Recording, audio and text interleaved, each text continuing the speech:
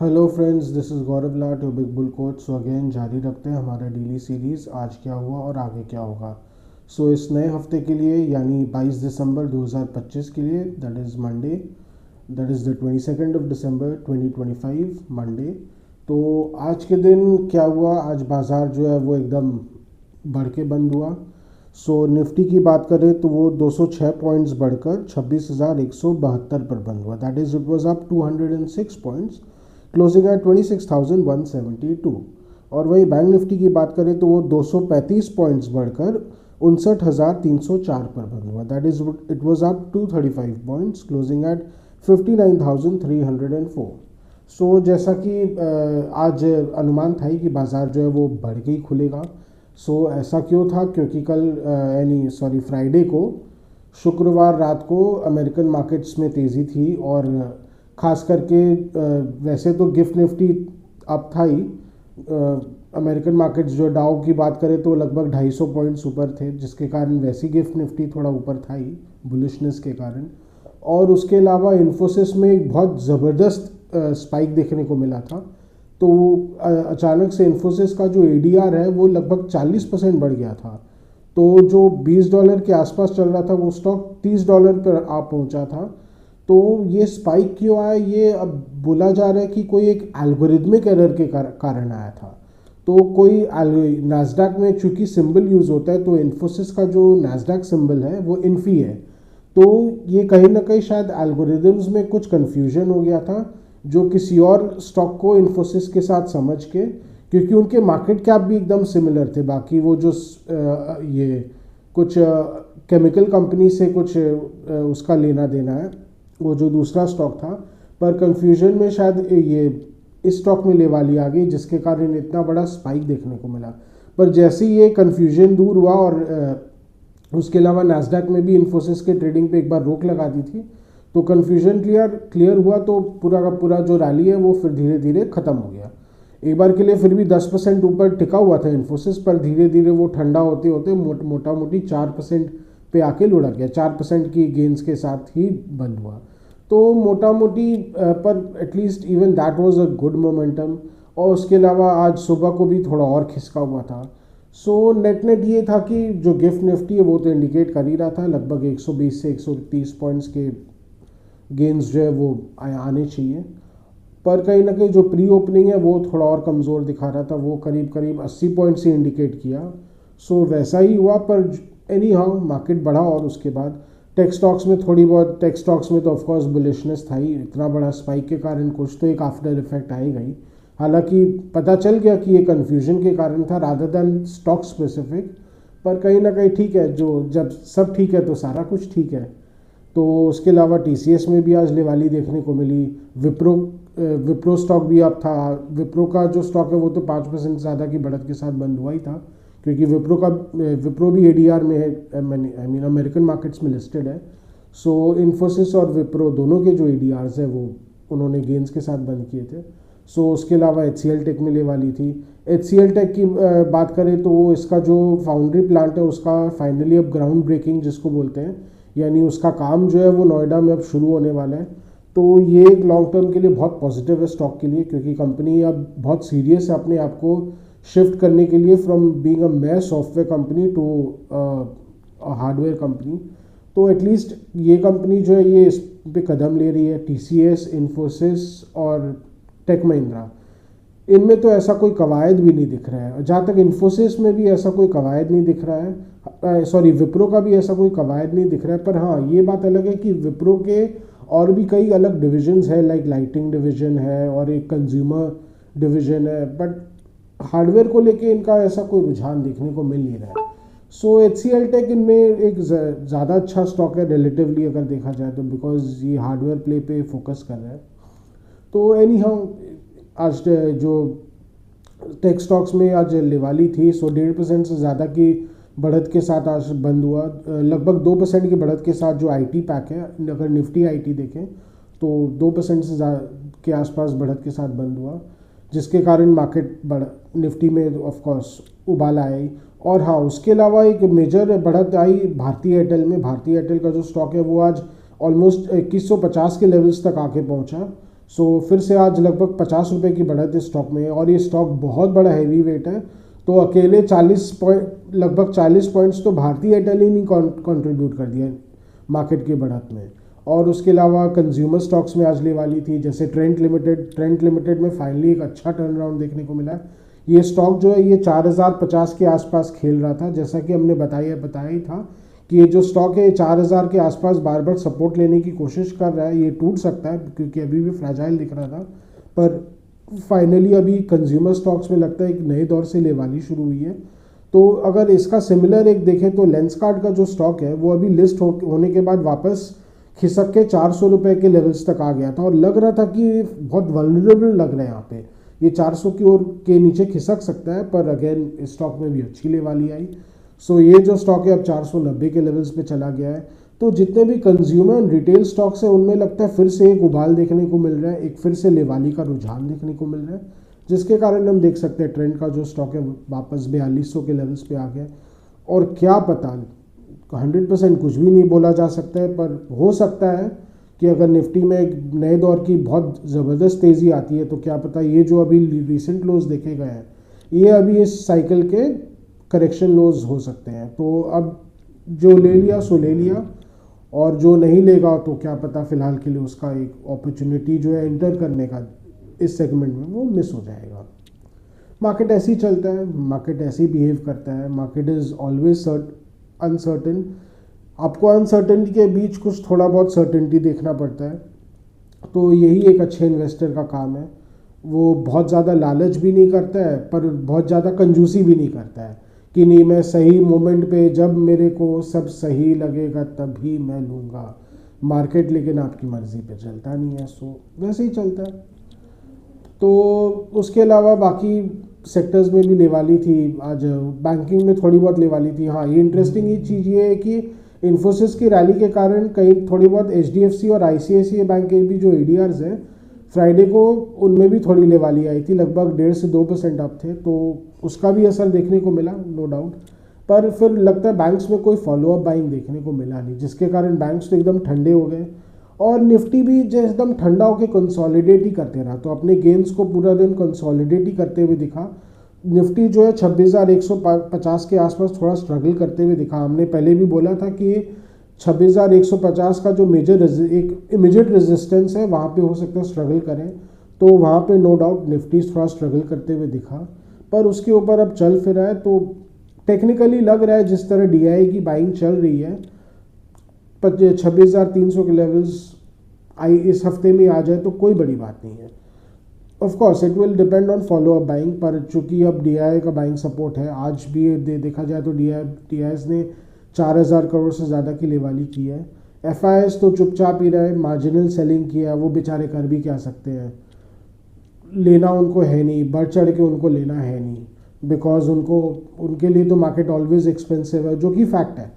वो सस्ते लेवल से बेचते हुए आए, 2016 के लेवल से अगर बेचते हुए आए हैं, 2016 में जब निफ्टी जो है 8,000 के नीचे था, तो जब वहाँ से वो लगातार बेचते हुए ही आए हैं तो कहाँ से बढ़ चढ़ के ले पाएंगे। तो एक्चुअली एक रैशनैलिटी का एक बहुत बड़ा एक फैक्टर हो जाता है जो प्रिवेंट करता है। हालांकि चाइनीज़ स्टॉक्स में अगर देखा जाए तो 4-5 साल में एक डेटा आया है जहाँ पे अमेरिकन इन्वेस्टर्स ने लगभग $1.5 ट्रिलियन की लेवाली की है चाइनीज़ स्टॉक्स में, जबकि अमेरिका जो है वो एकदम अगेंस्ट रहा है इन 4-5 सालों में चाइना के। पर तो भी अमेरिकन इन्वेस्टर्स ने चाइनीज़ स्टॉक्स में, चाइनीज़ बॉन्ड्स में जम के लेवाली की। One of the reasons being क्योंकि बहुत सस्ते हो गए थे, प्राइस टू इक्विटी के टर्म्स में और ओवरऑल वैल्यूएशन के टर्म्स में बहुत सस्ते हो गए थे, तो लेना तो बनता था। और चाइनीज़ मार्केट में लिक्विडिटी भी बहुत ज़बरदस्त है, they are much more liquid. यहाँ पे कहीं ना कहीं लिक्विडिटी फैक्टर एक है जो FIs के लिए काफ़ी नेगेटिव हो रखा है। इम्पैक्ट कॉस्ट बहुत हाई इंडियन मार्केट्स में। So these are some of the negative factors जो FIs को अभी भी भारत में बढ़ चढ़ के लेवाली करने से रोकती है। हाँ, अब ये चीज़ आप देखिए कि बल्क बाइंग में वो पीछे नहीं हटते हैं। जापानीज़ इन्वेस्टर्स इन दिनों इंडिया के फाइनेंशियल सेक्टर में बहुत जम के लेवाली कर रहे हैं, पर बल्क बाइंग कर रहे हैं, डायरेक्ट बाइंग कर रहे हैं, रिटेल मार्केट में अपने हाथ नहीं जला रहे हैं। सो ये भी एक मैच्योरिटी का साइन है कि भैया जब हमको महंगा ही लेना है तो हम डायरेक्ट प्रोमोटर से ही ले लेना, हम बेकार रिटेल इन्वेस्टर्स के सामने बार बार हम हाथ जोड़े, थोड़ा थोड़ा वहाँ पे लेते रहे, फिर पब्लिश हो जाएगा कि फल्ला फल्ला इन्वेस्टर लिए जा रहा है, तो यहाँ के जो स्पेकुलेटर्स है वो और महंगा कर देंगे, तो क्या फ़ायदा है। तो भैया चुपचाप प्रोमोटर से डायरेक्ट ही ले लो, वही वाली बात है। तो मार्केट में ओवरऑल बुलिशनेस है, इसमें कोई डाउट नहीं है। Mid caps and small caps ने भी आज लेवाली में पार्टिसिपेट की, 0.25% के गेंस के साथ mid cap 100 and small cap 250 में। तो वहाँ पे भी एकदम मोटा मोटी लग रहा है, इंटैक्ट है।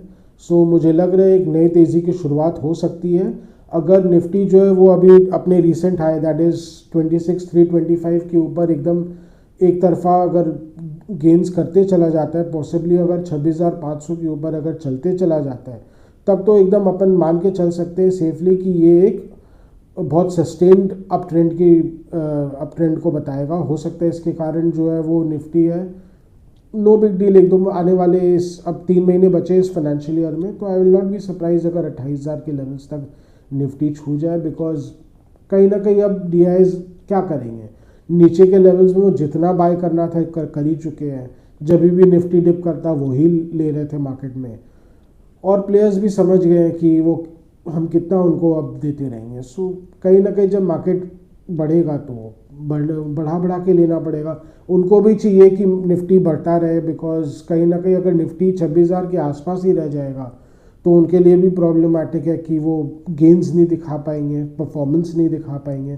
क्योंकि अगर आप देखिए ओवरऑल पिछले 1.5 साल से निफ्टी का परफॉर्मेंस तो ज़ीरो रहा है, ओवरऑल परफॉर्मेंस निफ्टी में नए हाइज नहीं बन रहे हैं। तो इन्वेस्टर्स को ये लग रहा है कि हमको इक्विटी मार्केट में रह के क्या मिल रहा है, कुछ रिटर्न नहीं मिल रहा है, तो वो भी फ्रस्ट्रेटेड हो रखे हैं। उनका फ्रस्ट्रेशन भी थोड़ा कम करना है, तो क्या करेंगे, नेट नेट निफ्टी को बढ़ने देना पड़ेगा। तो महंगा है उसको और महंगा होने देना पड़ेगा, तो ऐसे ही चलेगा बाजार। सो टेक्निकली अभी फ़िलहाल ये लग रहा है, बाकी हिकअप्स कुछ आते रहेंगे। इस बीच एक एक्स्ट्रा गुड न्यूज़ ये है कि इंडिया का जो न्यूजीलैंड के साथ एक फ्री ट्रेड अग्रीमेंट हो गया है। सो फ्री ट्रेड अग्रीमेंट वैसे इंडिया के लिए पॉजिटिव है। ये इस बेसिस पे पॉजिटिव है क्योंकि न्यूजीलैंड जो है उसने और कमिटमेंट भी किया है भारत में और इन्वेस्टमेंट करने के लिए। सो इसके बदले भारत ने अपने जो खास करके जो फ्रूट इम्पोर्ट्स है, जो न्यूजीलैंड के फ्रूट्स पे काफ़ी इम्पोर्ट ड्यूटी लगती थी वो हटा दिया है, पर अपने डेयरी सेक्टर को अभी भी प्रोटेक्ट करके रखा है न्यूजीलैंड के इम्पोर्ट से। सो कहीं ना कहीं इट इज़ इंडिया के लिए तो डेफिनेट विन विन सिचुएशन है, थोड़ा बहुत न्यूजीलैंड के लिए भी है कि उसको भारत का एक मार्केट एक्सेस मिल रहा है, हालांकि फ्रूट्स में मिल रहा है, but even that is a very big thing. Fruits, dry fruits, ये इंडिया के लिए, इंडिया में बहुत मेजर ग्रोइंग मार्केट है। इंडिया का जो मिडिल क्लास है वो काफ़ी कंज्यूम कर रहा है। सो ओवरऑल ये कहीं ना कहीं ये भी दर्शाता है कि भारत आइसोलेटेड बिल्कुल नहीं है। और मुझे ये लग रहा है कि आने वाले कुछ महीनों में कनाडा के साथ भी भारत का फ्री ट्रेड एग्रीमेंट हो जाना चाहिए। सो अमेरिका के साथ अगर फ्री ट्रेड एग्रीमेंट नहीं भी होता है तो कनाडा, ईयू, यूरोपीय संघ और ये सब जितने भी जो अदर वेस्टर्न नेशंस है उसके साथ भारत का एक एफटीए हो जाएगा, एक्सक्लूसिव मार्केट एक्सेस हो जाएगा, तो भारत के एक्सपोर्टर्स के लिए और यहाँ की इकोनॉमी के लिए बहुत बहुत पॉजिटिव रहेगा। और क्योंकि कहीं ना कहीं जो कहीं ना कहीं एक स्ट्रैटेजी रही है भारत की, जो देशों के साथ फ्री ट्रेड एग्रीमेंट साइन हो रहा है, तो कहीं ना कहीं ये अब नज़र रखते हुए किया जा रहा है कि इसमें पाकिस्तान और बांग्लादेश, इनके अगेंस्ट में भारत को एक्सक्लूसिव मार्केट एक्सेस मिले। तो चूँकि अब न्यूजीलैंड के साथ एक फ्री ट्रेड एग्रीमेंट हो गया है, तो इसमें पाकिस्तान और बांग्लादेश के एक्सपोर्टर्स को अब नुकसान हो जाएगा, उनको प्रेफरेंशियल एक्सेस नहीं मिलेगा। सो ये बहुत अच्छी तरीके से स्ट्रेटेजिकली किया जा रहा है कि भारत के जो एक्सपोर्टर्स है, गारमेंट एक्सपोर्टर्स खास करके, उनको बहुत फ़ायदा मिले। तो कहीं ना कहीं सरकार भी अपने पत्ते बहुत अच्छे से खेल रही है, इसमें कोई डाउट नहीं है। तो ठीक है, अमेरिका के साथ अगर एफटीए ना भी हो तो ज़्यादा फ़र्क नहीं पड़ता है। क्यों? क्योंकि वहाँ से कहीं ना कहीं जितने भी ये जियोपॉलिटिकल एक्सपर्ट्स हैं वो एकदम साफ कह रहे हैं कि ये ट्रम्प बाबू ने ही अटका के रखा है। ट्रम्प बाबू एकदम हेलबेंट हो रखे हैं कि वो जब तक भारत अपना जो फार्म सेक्टर है, डेयरी सेक्टर है, वो नहीं खोलेगा अमेरिकन एक्सपोर्टर्स के लिए, तब तक वो कोई फ्री ट्रेड एग्रीमेंट भारत के साथ नहीं करेंगे। या तो भारत एकदम बढ़ चढ़ के अमेरिकन डिफेंस इक्विपमेंट्स खरीदे, F-35s ले, जो भारत के लिए एक्चुअली कोई काम के नहीं है। सो सो बेसिकली बेकाम के जितने भी अमेरिकन डिफेंस इक्विपमेंट्स है, महंगे महंगे, बहुत अत्यधिक महंगे इक्विपमेंट्स खरीदे और अपना बजट बर्बाद करें। सो बेसिकली वो वही चाहते हैं। तो कहीं ना कहीं हो सकता है भारत को, चूँकि नेशनलिस्टिक गवर्नमेंट है, तो उनको तो ये नागवार होगा, तो बिल्कुल भी अग्री नहीं करेंगे। तो हो सकता है इट इज़ लाइकली दैट ये फाइनेंशियल ईयर तो अमेरिका के साथ कोई एफटीए होगा भी नहीं। पर ठीक है, शेयर मार्केट भी अभी मान के चल रहा है, अब शेयर मार्केट को भी लगता है फ़र्क ही नहीं पड़ रहा है, तो ठीक है, जो होगा सो होगा। सो मोटा मोटी हमने बताया कि अभी निफ्टी का जो अब बैक टू मार्केट्स, निफ्टी जो है वो 26,300 के आसपास फ्रेश रेजिस्टेंस देखा जा सकता है। तो अगर इसके ऊपर ढंग से अगर चल जाता है, वहाँ पे कोई मेजर रेजिस्टेंस अगर नहीं देखा जाता है, चीरते हुए चला जाता है, तब तो फिर 26,500 तो इमीडिएट टर्म्स में हो सकता है इस एक्सपायरी में 26,500 के लेवल्स देखने को मिले। I will not be surprise. हो सकता है 30 दिसंबर तक का जो एक्सपायरी है 26,500 के लेवल्स देखने को मिल सकते हैं, क्योंकि बुलिश मोमेंटम इज स्ट्रॉन्ग। बस उसको थोड़ा थोड़ा आग देने की ज़रूरत है, बिकॉज ऑफकोर्स दिवाली भी आती है, आप देख ही रहे हो, धक्का मार के निफ्टी बढ़ रहा है, बिकॉज वो बेचारा बढ़ना तो चाहता है, लेकिन बढ़ने के लिए भी तो लिवाली करनी पड़ेगी ना, थोड़े थोड़े ऊपर ऊपर लेवल्स में ट्रेड भी तो होने पड़ेंगे ना। महज बायर बनने से तो या कोई सेलर आ जाने से तो काम नहीं होता है ना, ट्रेड होना पड़ेगा। तो वही वाली बात है, बाजार जो है वो धक्के मार मार के ही आगे बढ़ेगा। हम ट्रेडर्स उसको बोलते हैं रिस के बढ़ना, एकदम रिस के ही बढ़ेगा, ऐसे ही चलता रहेगा। बाकी थोड़े बहुत हिकअप्स तो बीच में आते रहेंगे, तो ऐसा ही है। सो आज का डेली व्लॉग यहीं तक रखते हैं। आशा करें कि आपको हमारी डेली व्लॉग्स अच्छी लग रही हो। Do like, share and subscribe to our channel, to hit the bell icon for regular update on our videos. And उसके अलावा अगर आपको कुछ स्टॉक स्पेसिफिक जानना हो या मार्केट स्पेसिफिक जानना हो, तो please write in our comment section. Your we will get back to and help you in any way possible, as much as possible. और उसके अलावा अगर आपको कुछ कमेंट से फीडबैक देना हो, तो again write in our comment section. Your comments are valuable for us, they matter to us. So आज के लिए थैंक यू।